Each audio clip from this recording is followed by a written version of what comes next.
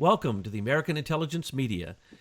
My name is Douglas Gabriel. I'm your host. I am with Michael McKibben here. Welcome to the show, Michael. Hey, great to be with you, Douglas. I'm about ready to change the name of this to the Mike and Doug Show.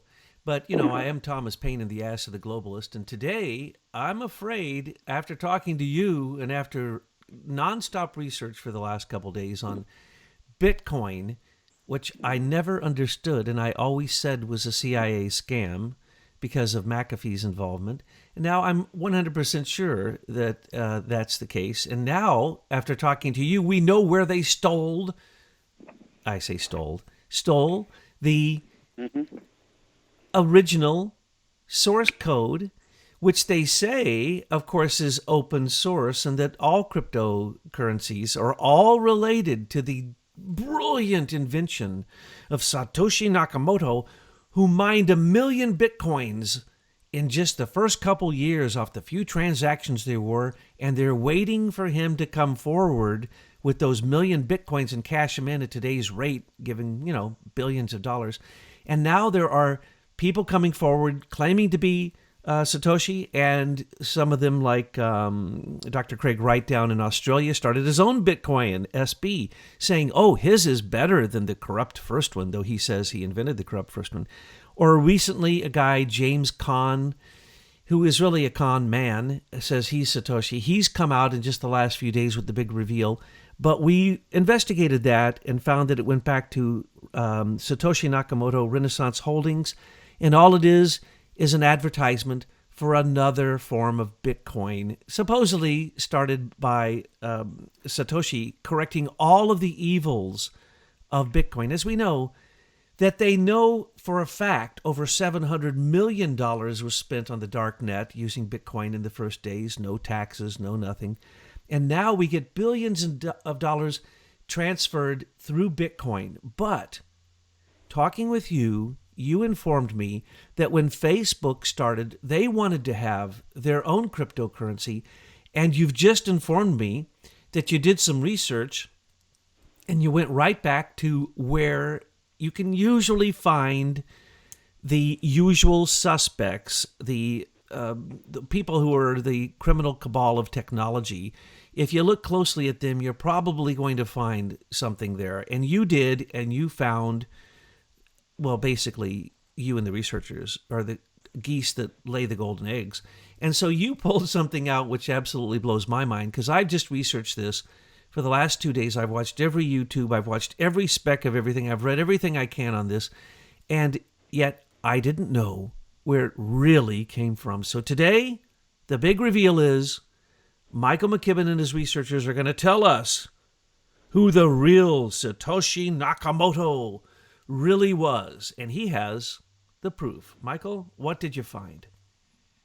His name is Philip J. Venables, and he is an executive at Goldman Sachs.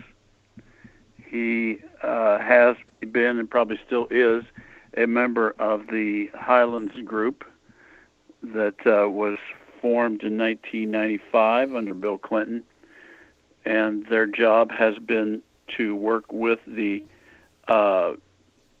Department of Navy, Department of Defense, Office of Net Assessment to weaponize patents. And Venables has been with that group from the beginning, and he was actually with Obama in 2016, continuing to advise on cryptocurrency right up until President Trump took power. And there's not a lot written about him, but there are some Asian publications that have, maybe they slipped up because they identified Venables and Goldman with certain patents that were filed by them. And our people have now pulled those patents, and we see that Venables on July 11th of 2017 received a patent for cryptographic currency for security settlement. And it's U.S. patent number 9704143.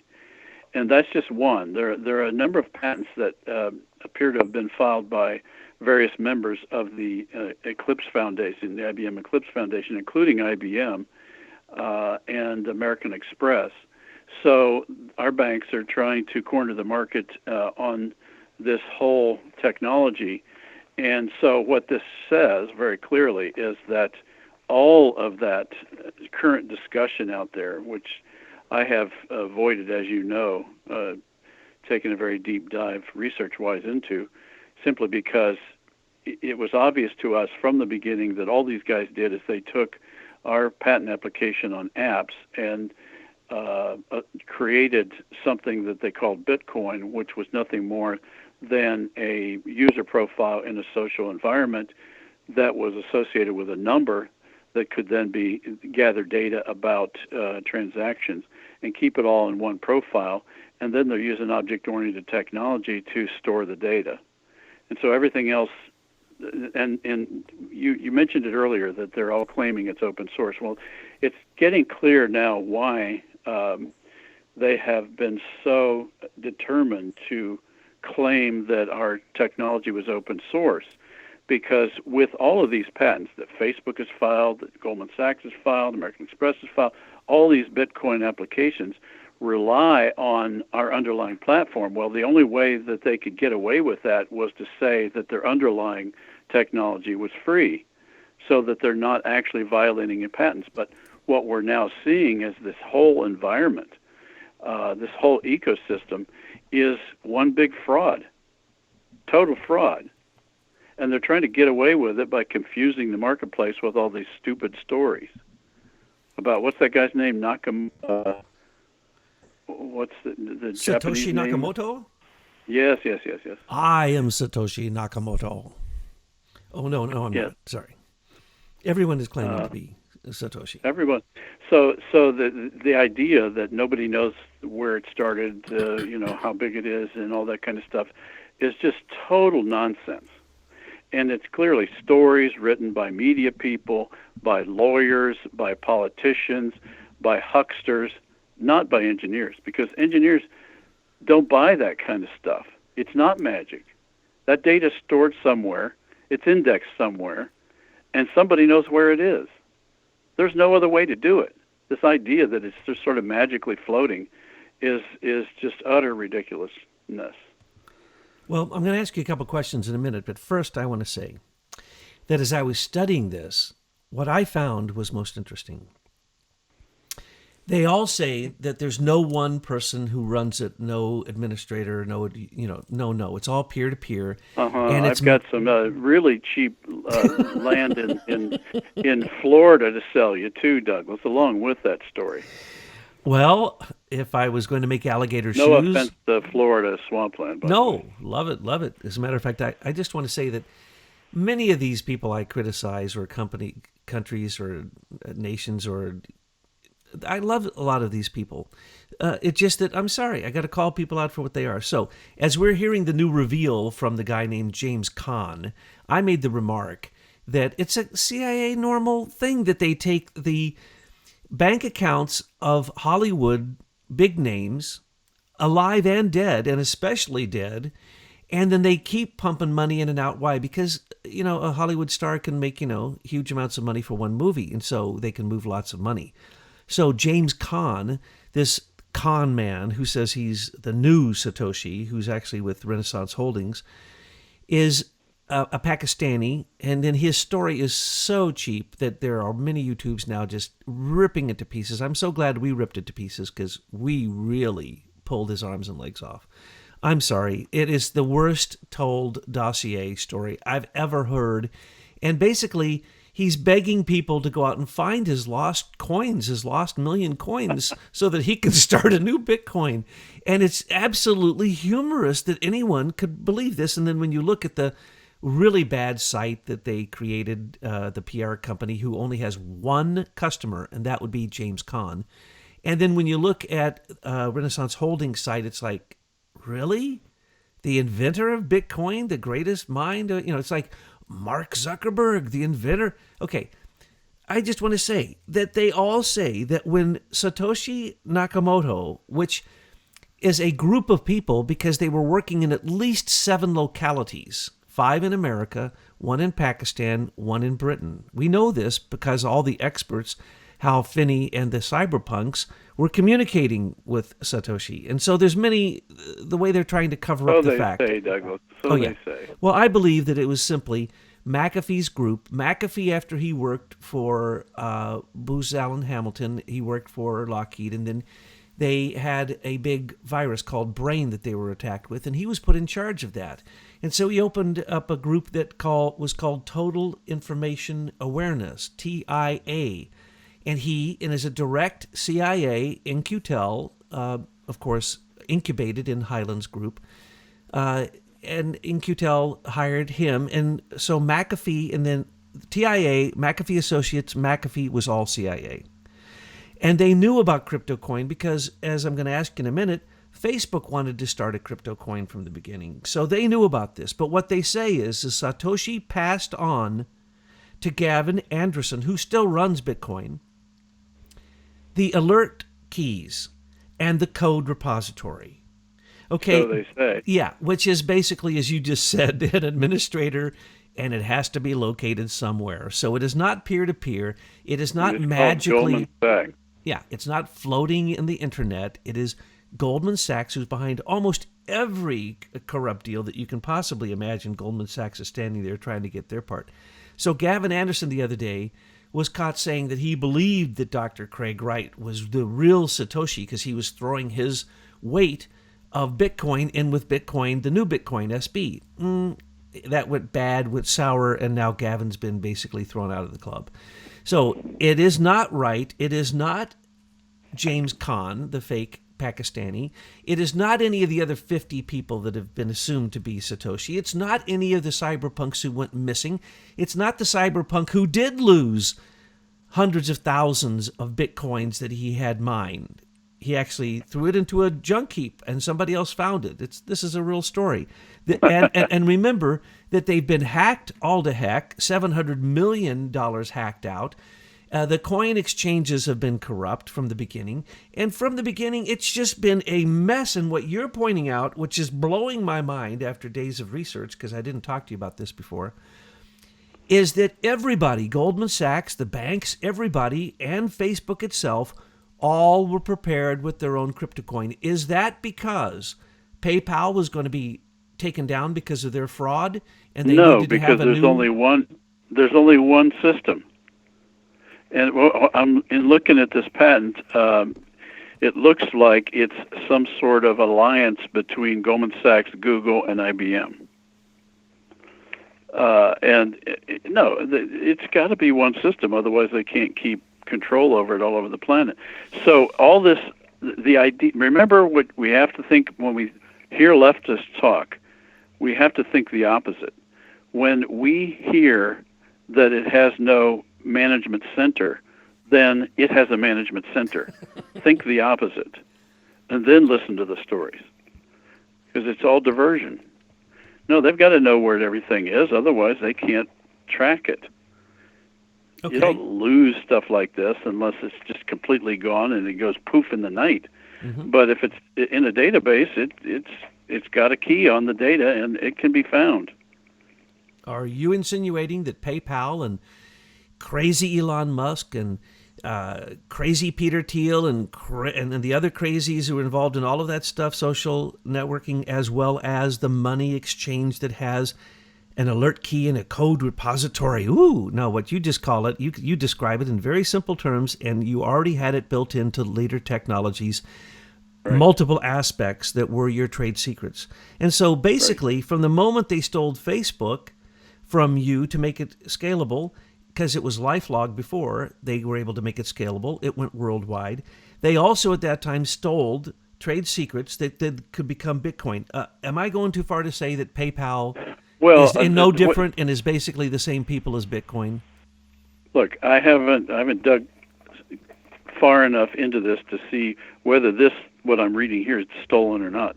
But the fact that it's operating within a social environment means that it's relying on our invention to work, and therefore they owe us a license for this module. This doesn't mean that there's something not innovative within this technology here, but they claim that it's original.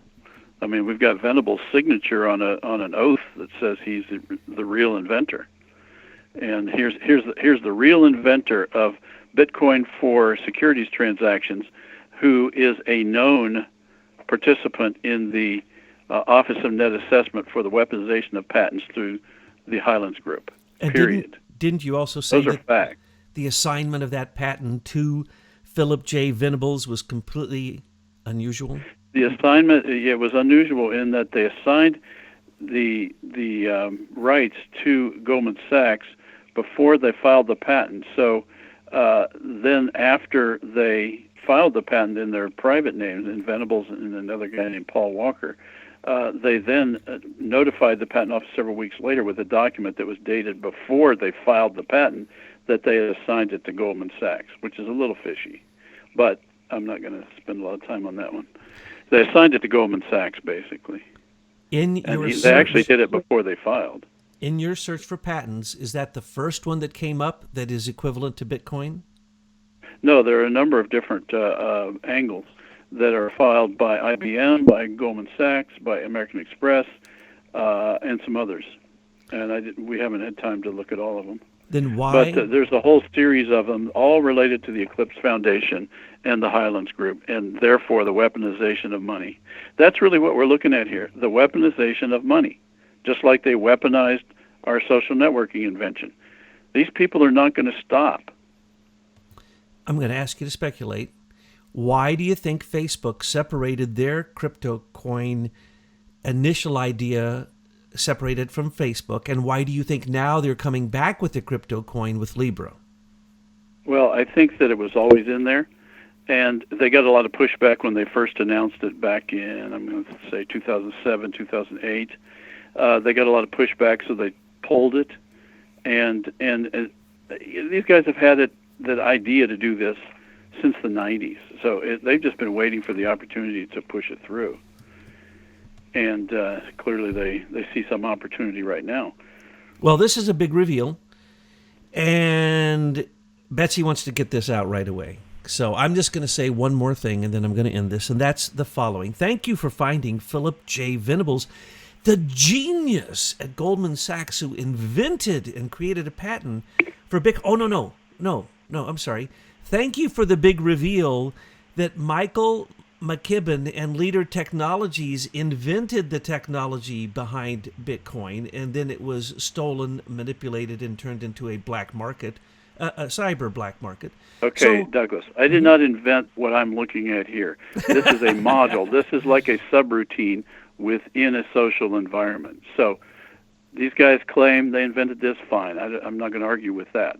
But it operates within a social environment. Therefore, they owe us a license to use it. That's my point. To use it within social media. This insanity of open source code would never exist in the corporate world. Never, never. And the only way it exists in the military world is because they're weaponizing something they already have the back door to. So, well, we see IBM patents on this Bitcoin crypto stuff, and I don't see IBM giving it up as open source, but they gave our stuff up, and this is clearly explaining it. They had the plan to use the social environment as a global surveillance and population control device, and they were going to make sure that the new money operated within this environment, and therefore they had to just wipe away the decks in terms of inventions, which are normally progressive and successive inventions. They had to say this whole tier of invention related to social media, it was now open source. They declared it in their benevolence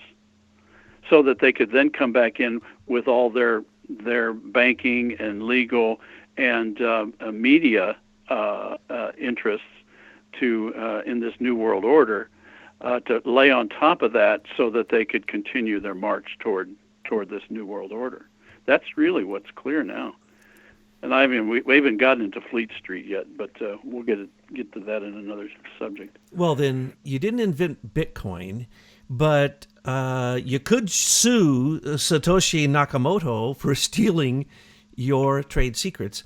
And for not licensing our base code for the application of this in a social environment. Precisely. And so really you'd have to add the damages, more damages to Leader Technologies' Miller Act notice because of what Bitcoin has done. Correct. Wow. There's the big reveal. You didn't invent Bitcoin, but they stole the source code from you that I understand all crypto coins are based upon. That facilitates it, basically. That facilitates. That means all cryptocurrencies owe Leader Technology for taking their technology, their trade secrets. Is that true? By not license, they didn't license. So licensing and patents are layers. So you build on what others have done, and then if you then are using something from the previous layer, you owe them a license. In order to make your part work, you need the lower license. In this case, they need social media license to operate this Bitcoin coin system within the social world. And they've completely ignored us, and instead, in their benevolence, declared our invention and the hard-earned dollars of our shareholders as open source. And we're not owed anything, so that they can continue their march toward the New World Order. That's what's going on here. The mystery of our time. Who is Satoshi Nakamoto? The unanswered question has been answered here today, folks. Philip J. Venables, Goldman Sachs. And people who don't want to be sued by Leader Technologies. It's really, the reason they had to hide who Satoshi was is because this was criminal activity. And this is all misdirection. Yeah. And it's obvious. And because it has to do with the cyber world and the digital world, it's so mysterious that until a Michael McKibben comes along and explains it in very simple terms, we all fall for the scam of Bitcoin.